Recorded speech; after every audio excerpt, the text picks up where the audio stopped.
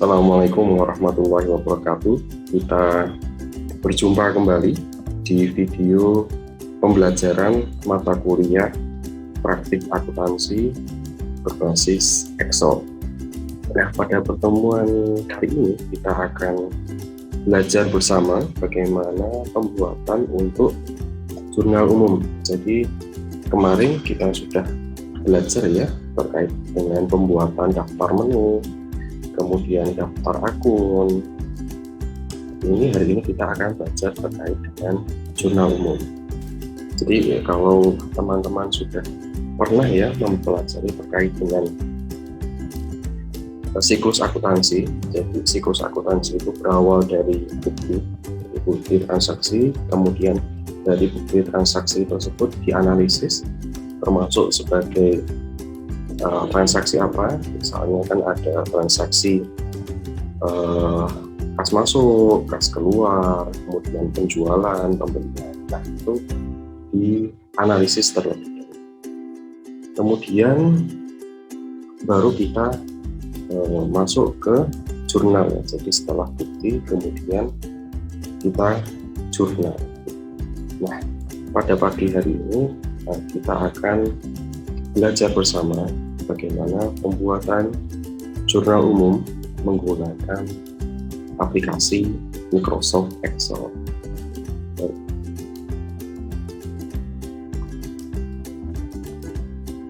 Nah, berikut adalah tampilan untuk jurnal umum.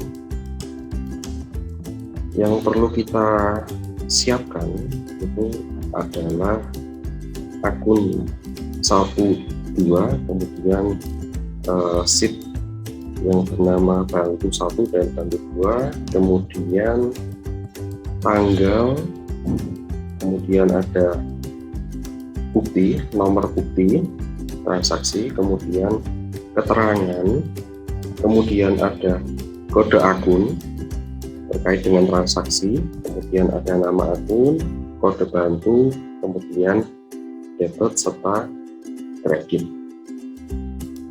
Nah, kita contohkan dulu ya untuk transaksi. Untuk transaksi yang pertama itu adalah transaksi pembayaran piutang dari toko Alfatan melalui BTM UMT. Jadi melalui bank. Nah, untuk transaksi ini kita masukkan dulu untuk formulanya di bagian akun 1 itu dengan mengeklik di A7 ya, di sheet nomor A7. Baik, untuk A7 kita masukkan formulanya yaitu sama dengan B7 dan BI7. Nah, ini untuk menunjukkan isi di sheet tersebut, B7 dan B7. Kemudian di bagian akun 2, teman-teman, itu kita menggunakan rumus count if ya. Jadi count if ini dia adalah fungsi di mana aplikasi Excel ya yang digunakan untuk mencacah atau menghitung jumlah sel berdasarkan pada syarat atau kriteria tertentu. Jadi fungsi dari formula ini digunakan untuk rumus Excel untuk menghitung jumlah data yang sama, untuk kemudian menghitung jumlah sel yang berisi, kemudian menghitung sel yang berisi teks perintah atau menghitung jumlah angka namun dengan kriteria tertentu. Jadi kita menggunakan count if. Kemudian untuk akun 2 kita klik sama dengan count if, kemudian kurung tutup, kemudian kita klik I7. I7 ini adalah menunjukkan kode akun yang kita gunakan untuk mencatat transaksi. Kemudian kita klik F4 untuk mengaktifkan atau mengabsolutkan. Kemudian kita titik koma ya, titik koma, kemudian I7 lah. Kemudian kita enter. Kemudian untuk bantu 1, untuk kolom bantu 1, kita isi formula sama dengan D7. D7 ini mengarahkan pada bantu 2, kemudian dan K7. K7 ini untuk mengarahkan pada kode bantu yang digunakan. Kemudian kita enter. Kemudian untuk tanggal kita isi sesuai dengan transaksi yang terjadi. Misal untuk transaksi yang pertama itu terjadi pada tanggal 1 September 2021. Kemudian untuk buktinya BKM itu maksudnya bukti kas masuk. Jadi BKM 001 itu adalah bukti kas masuk untuk transaksi yang pertama di bulan September 2021. Kemudian untuk keterangannya ini adalah menerima pembayaran piutang melalui bank. Kemudian untuk kode akunnya ini kita membuat drop list. Drop list ini kita buat melalui data tools ya. Kemudian data tools kita pilih data validation. Kemudian data validation kita klik, kemudian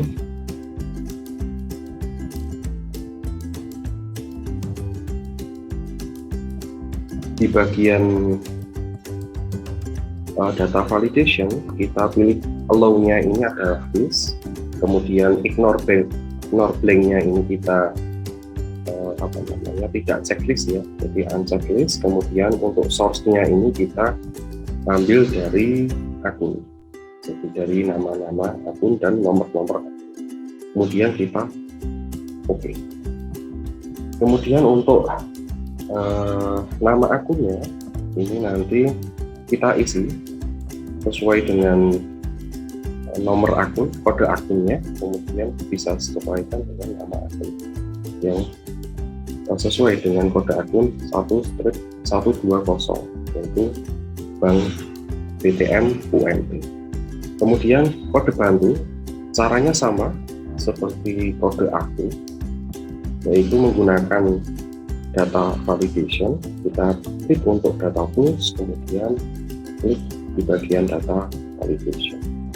Kemudian untuk allow-nya, di bagian allow-nya ini kita pilih list, kemudian untuk ignore blank-nya kita tidak checklist, kemudian untuk source-nya ini kita isi sama dengan kode ya. Jadi kita mengambil di bagian nama akun itu. Nama akun itu nanti di bagian kodenya, kode akun. Kemudian kita klik di bagian error alert-nya. Ini kita tidak isi dan input message-nya juga tidak kita isi, kemudian kita klik OK. Baik, kemudian untuk bagian kredit dan debitnya ini kita sesuaikan dengan transaksi yang terjadi. Apabila di transaksi itu ada jumlahnya untuk transaksi yang pertama itu 17.250.000. Di bagian kreditnya juga nanti 17.250.000. Kemudian di bagian 8A ya, 8A ini untuk mencatat, tadi kita mencatat debitnya, ini kita mencatat bagian kreditnya. Nah di bagian kreditnya kita klik terlebih dahulu untuk akun 1. Akun 1 ini kita arahkan pada sama dengan B8, kemudian dengan sheet nomor I8 kode akun. Kemudian di bagian akun nomor 2 kita isikan sama dengan count if, kemudian dalam kurung i7 ini kemudian kita absolutkan dengan mengklik F4, kemudian untuk range-nya ini adalah kita klik I7 dan I8, namun untuk I7-nya yang kita absolutkan, kemudian kita pilih kriterianya itu adalah I8, kemudian kita enter.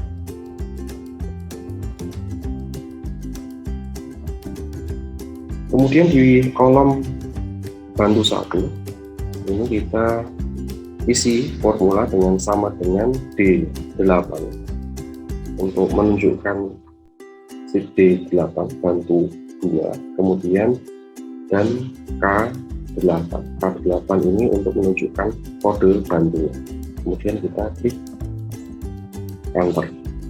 Kemudian tanggal ini menyesuaikan dengan transaksi ya. Untuk transaksi yang pertama tadi adalah 1 September 2021, kemudian untuk buktinya sama, untuk buktinya adalah PKM 001 atau bukti kas masuk nomor 1. Kemudian di bagian keterangannya kita isi menerima pembayaran piutang melalui bank.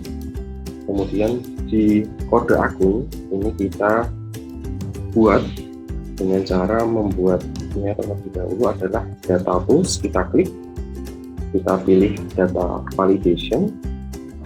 Di data validation di bagian setting kita allow-nya itu kita pilih list, kemudian source-nya ini kita pilih sama dengan akun.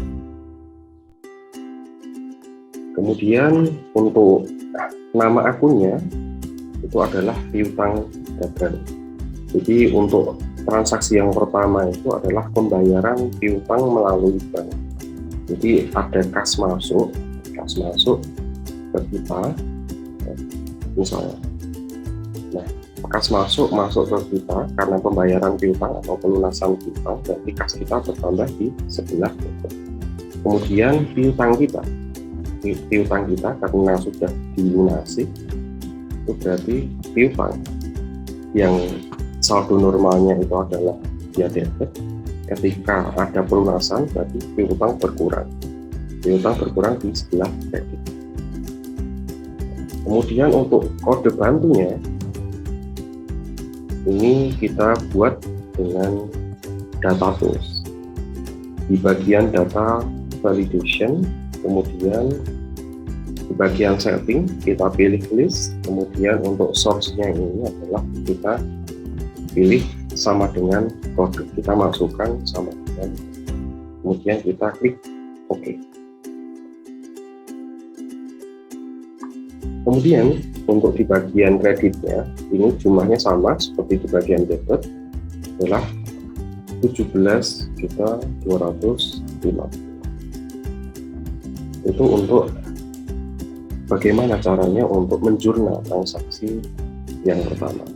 Nah, untuk cara yang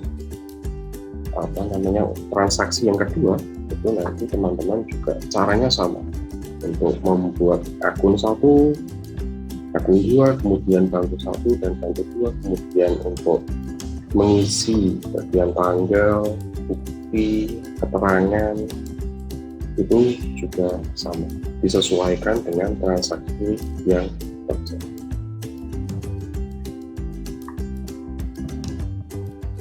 Baik, cukup untuk pembelajaran terkait dengan pembuatan jurnal umum. Semoga bermanfaat dan see you on the next video. Kita akan belajar mengenai pembuatan buku besar. Terima kasih. Wassalamualaikum warahmatullahi wabarakatuh.